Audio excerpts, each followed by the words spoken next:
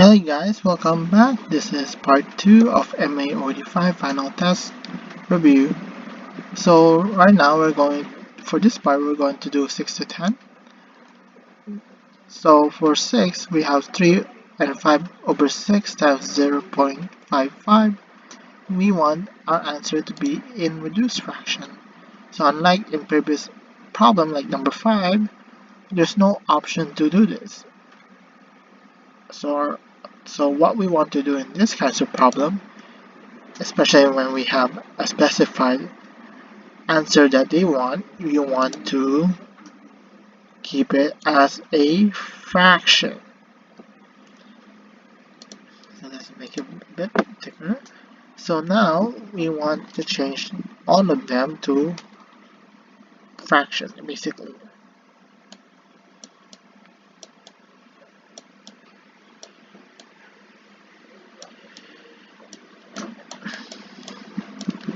You guys don't want to change this to a decimal and then because the question is asking you for a fraction, and if you do it in decimal, you're going to have an extra step of changing that decimal back to fraction, and having more steps gives you a more things that you can trip up and get your answers wrong. So the less steps you have, the more chances that you won't get it wrong, basically. You're minimizing your risk. So now we want to change this mixed number to fraction. So you're going to get 6 in the bottom still. 6 times 3 is 18 plus 5 is 23.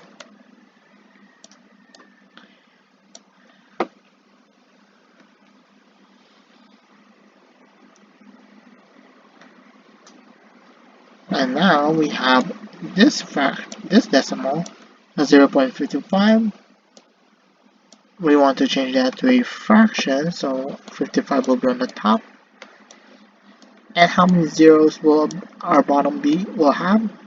Well, it's going to have how many decimal places this is? 2. So that means there's going to be how many zeros? 2 zeros. Now what do? Well, you can combine since we're multiplying fractions, we can combine these two fractions into one. So we're going to have 23 over 6 times 55 on the top and times 100 at the bottom. Now what you can do is you can simply multiply across, but we want our answer to be reduced. So let's reduce it right now. So it's a bit easier for us. Common factor of 55 and 100 is 5. So divide both 55 by 5 and 100 by 5 should give you guys 11 at the top. And the bottom should give you guys 20 in the bottom. Is there any more things we can simplify? Nope. So we simply multiply across and you're going to get 253 on 23 times 11 is 253.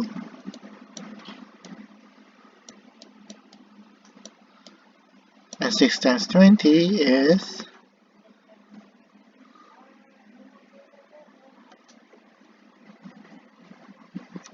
120. So that's our answer. 253 is equal over 120. Not equal to, my bad on that. So that's our final answer. Now let's move on. We have 12 plus negative 19. In this case, this is topic 6, addition rule. Addition rule. Is it the same signs or different sign?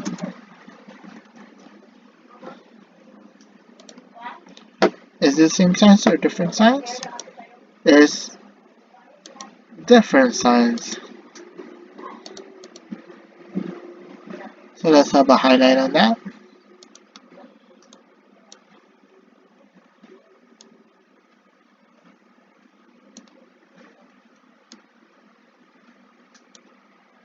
So different signs. So that means we're going to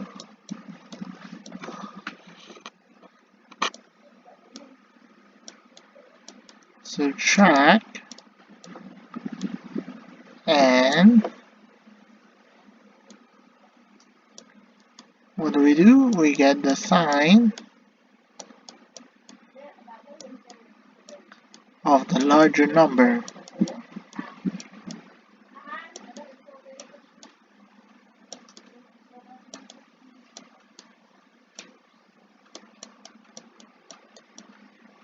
Larger numbers in parentheses because we're not talking about regular, which one's larger, we're talking about absolute value wise. So let's try this. 12 plus 9, negative 19.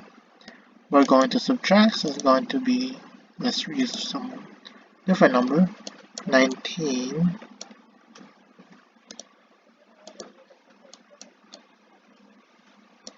minus 12, and that should give you guys 7. And since negative 19, absolute value of negative 19 is blank of 12, what's the sign? First thing first, which one's larger, absolute value of negative 19 or absolute value of 12? Absolute value of negative 19. So that means our sign is negative. So that means our answer is 7, and then our sign is negative. So our final answer is negative 7.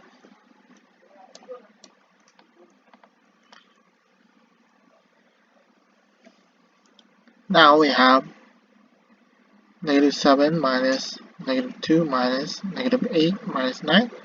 So what do you do? Let me put it here. Change minus 2 plus opposite.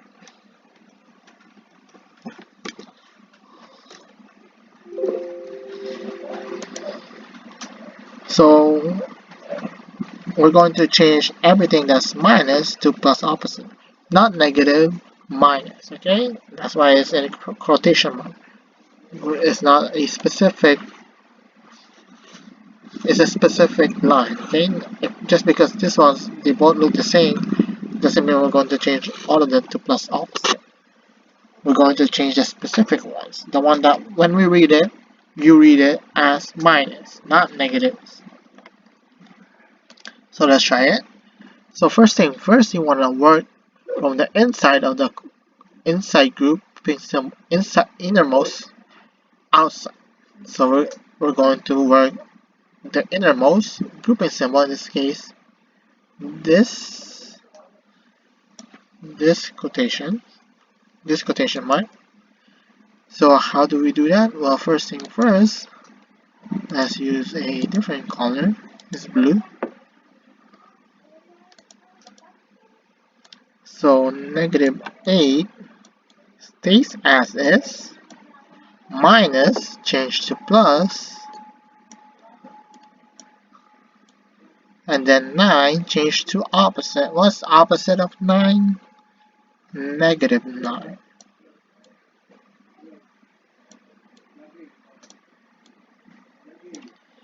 Now what we have here is we have negative 8 plus negative 9, and that's addition rule. In case you forgot what the fixed addition rule, you can look back on topic 6, or you can just keep watching, but more in depth is on topic 6. Addition rule, same sign, add both numbers, and keep the common sign. So in this case, it's the same sign, so what we do is you add both numbers. In this instant, and what I mean by both numbers is that when we add, we're going to ignore the negative part, and what we're just going to do is we're going to add 8 plus 9, and we're going to keep this common sign. Common sign is the sign ratio, so that means our answer was 8 plus 9 first, 17. So our final answer is negative 17.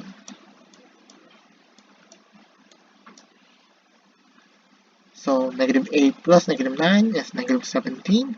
And then what we do is we bring down the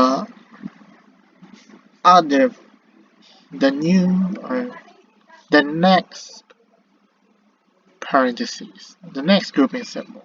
So it's going to be negative 2 minus negative 17, and then don't forget the grouping symbol, 2 brackets. And now we have negative 2 minus negative 17. What do we do? Change minus to plus, opposite. So let's have a new color, same color. So now let's change minus to plus opposite. We're going to get negative 2 as is, minus change to plus, and negative 17 change to the opposite is positive 17. Now we have a new expression, negative 2 plus 7.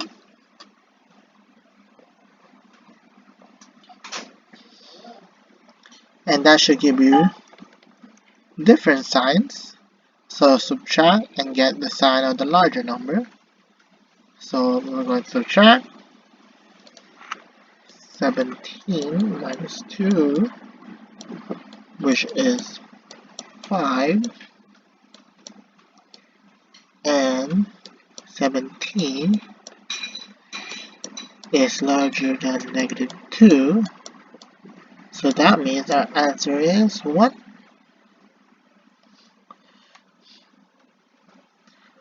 Positive 5. So it's just going to be 5. Now we have 5. Now we're going to bring in the rest of the equation, this one, down. So now we're going to have negative 7 minus 5. And now what we do is we're going to change plus to plus opposite. So now let's rewrite this expression, and we're going to have negative 7 change minus to plus, and now we're going to change 5 to the opposite, which is negative 5. So our answer is 7 plus negative 5, which is same sign, so add common signs, add both numbers, and keep the common sign. In this case, 7 plus 5, which is 12. So our answer is negative 12. So that's our final answer. Now let's do number 9.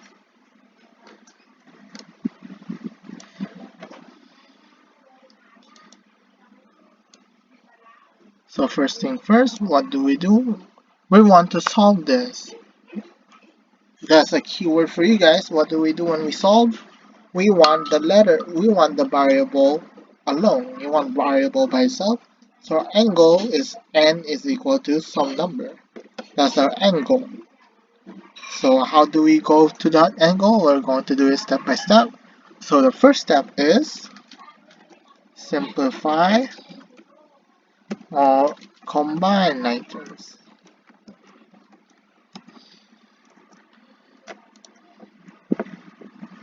So let's try some.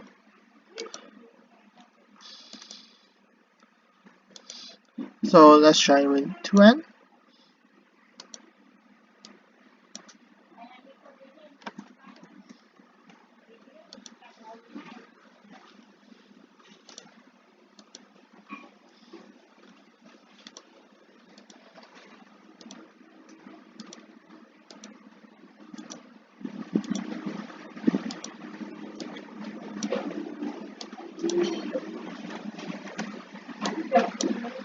So is there any common factor with 2n? 8n.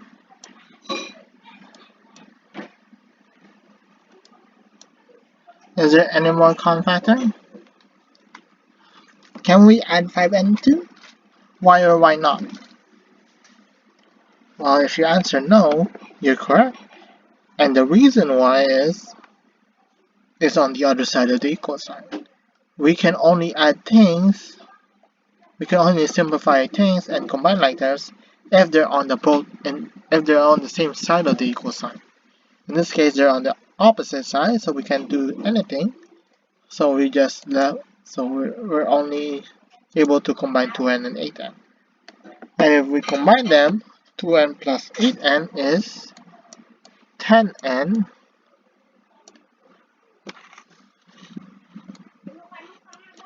plus 6 is equal to.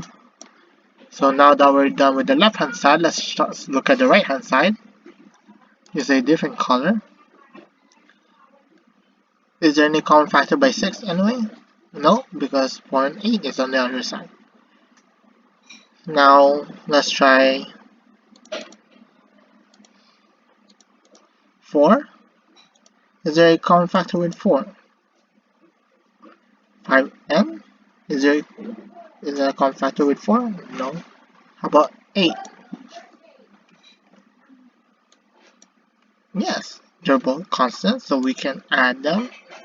And if you add them, you're going to get 12 plus 5n. Now what do? Draw the line.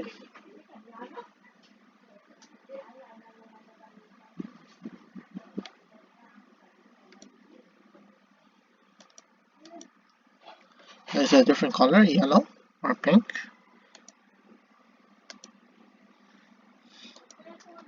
Now what do?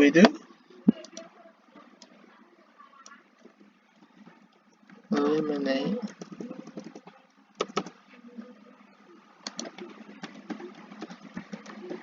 smaller variable.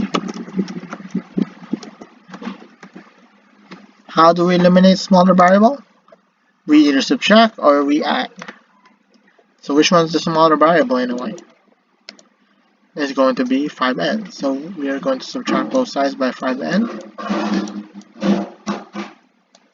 And since we run the line, whatever you do on the right hand side, you do on the left hand side, and then vice versa.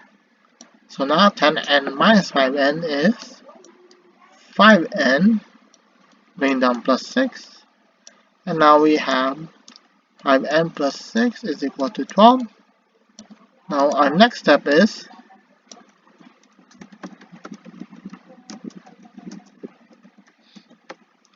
eliminate the constant. So in this case, again our end goals, we want n by itself. So which constant do we eliminate? Do we eliminate plus 6 or we eliminate 12? Which subtraction leads us to our goal faster?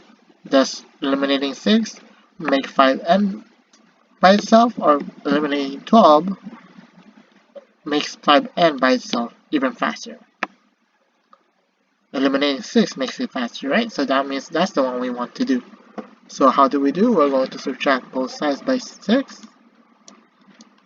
Again, you're going to do the opposite sign, opposite operation. You do the undoing. 5n plus 6 minus 6 should give you guys 5n, and 12 minus 6 should give you guys 6.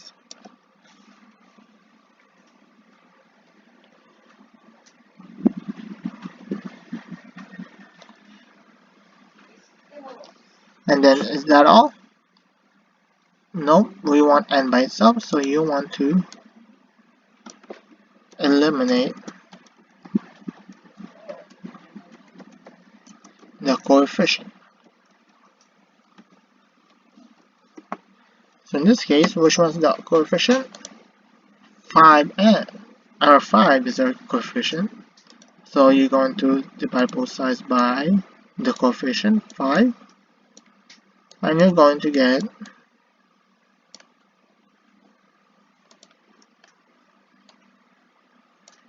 n is equal to 6 over 5.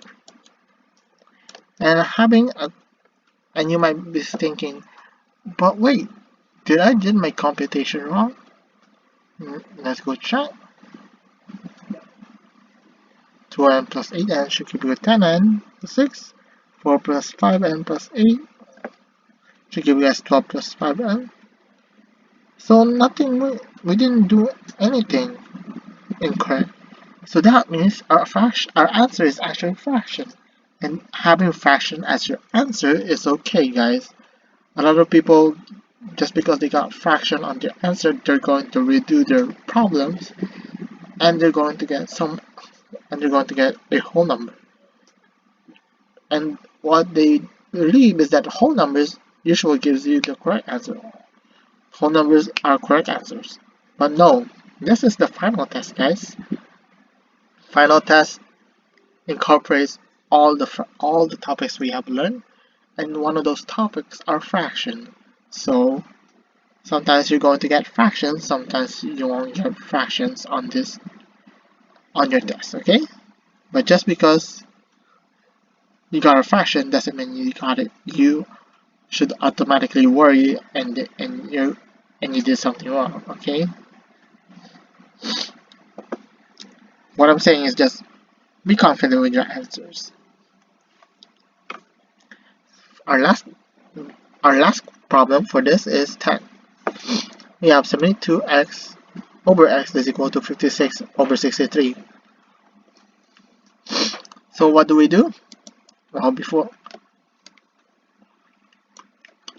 we do anything, let's simplify things.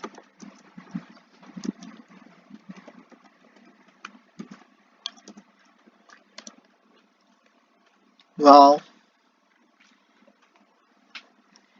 can we simplify 72 and 63? Why or why not? Well, if you answered no, you're correct. And why is that? Well, because they're on the opposite side of the equal sign. Again, the only time things interact in an equation is when they're on the same side of the equal sign. If they're on the opposite ends, you cannot interact. Okay, that's basically it. And since they're on the opposite side, we cannot do anything. But 56 and 63 are on the same side of the equal sign. That means we can simplify things. We can simplify them. So 72 over x, you can leave it as is, equals 56, 63. Let's simplify things. Common factor, 8. So divide both sides by 8, and you're going to get 7 at the top. 63 divided by 8, or never mind. Common factor is not 8, my bad, it's actually 7. 63 divided by 7 is 9. 56 divided by 7 is 8. So now we have a better number. 72 over x is equal to 8 over 9. 72 over x, still a big number, but at least the later half of the fraction is a bit easier, right? Now, what do we do now? Well, you guys should know how to do this. This is two fractions.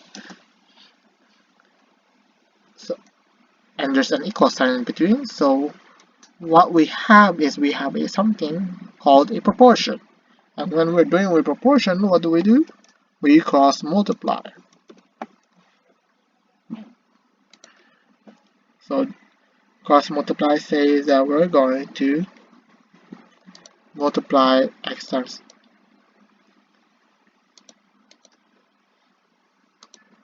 we're going to multiply x times 8, and we're going to multiply 72 times 9.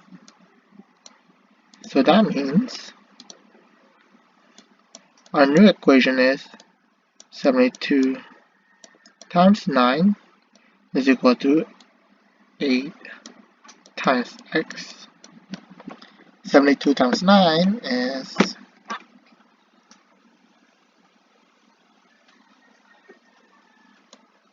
648 is equal to 8y. Divide both sides by 8. Eliminate the coefficient. How do we eliminate coefficients? We divide. Divide both sides by 8. Again, just in case you don't know, you can draw the line. Divide this side by 8. You divide left hand side by 8, and you're going to get y is equal to 648 divided by 8 is 81. So your answer is y is equal to 81. So this might change, the numbers might change, it might even be the same, but the steps are basically identical. So as long as you do the same steps, but of course change the numbers, you're going to get basically a good score for 6 to 10. And that's it for this video. See you again for part 3.